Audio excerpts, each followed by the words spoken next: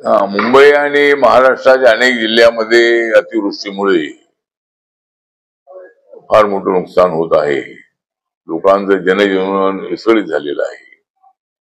मुंबई मधल्या बऱ्याचशा लोकल ज्या आहेत त्या लोकल बंद आहे आणि त्यामुळे लोकांना फार मोठे हाल सहन करावे लागत आहेत आणि त्यांना चालत चालत त्यांना जाण्याची त्यांच्यावर पाळी आलेली आहे।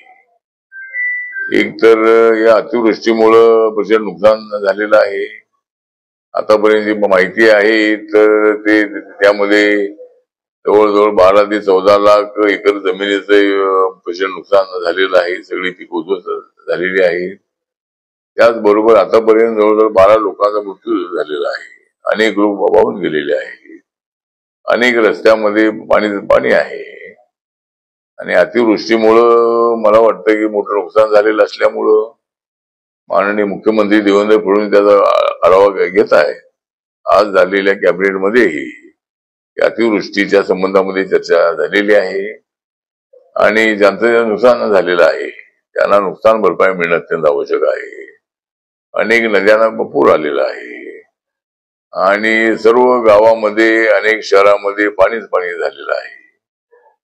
तर अशी मोठी अतिवृष्टी जी आहे ती आपल्या मुंबई आणि महाराष्ट्रामध्ये झालेली आहे।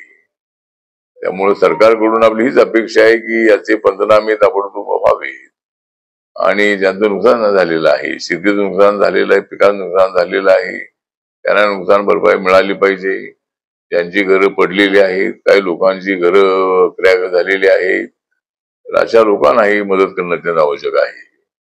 आणि झोपडपट्टीमध्ये मोठ्या प्रमाणामध्ये लोकांचा हाहाकार आहे। कच्च्या घरामध्ये राहणारे जे लोक आहेत त्या लोकांवरती अत्यंत हलाखीची त्यांची परिस्थिती झालेली आहे। तर त्या गोरगरीब लोकांनाही काही मदत सरकारच्या वतीने मिळणं अत्यंत आवश्यक आहे।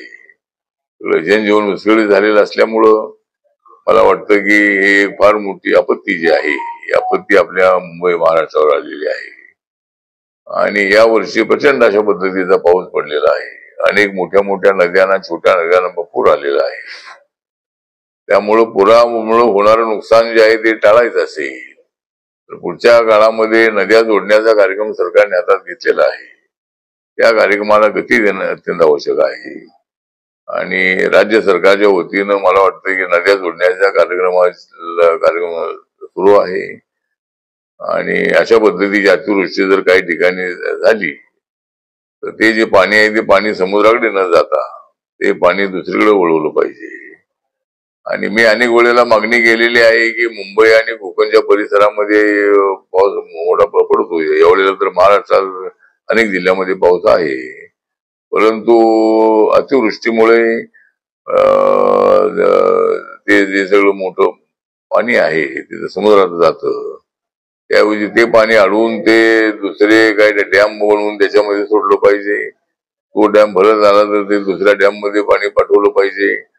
अशा पद्धतीचं नियोजन जे आहे ते नियोजन होणं अत्यंत आवश्यक आहे आणि माननीय देवेंद्र फडणवीसजी, एकनाथ शिंदेजी, अजितदादा पवारजी या सगळ्या घटनांकडे लक्ष देऊन आहेत आणि मी लंडनहून आल्यानंतर मला ही सगळी मुंबई ही जलमय मला पाहायला मिळाली आणि या सगळ्या आपत्तीमध्ये अनेकांचं नुकसान झालेलं आहे। त्यांना नुकसान भरपाई मिळाली पाहिजे अशी माझी मागणी आहे।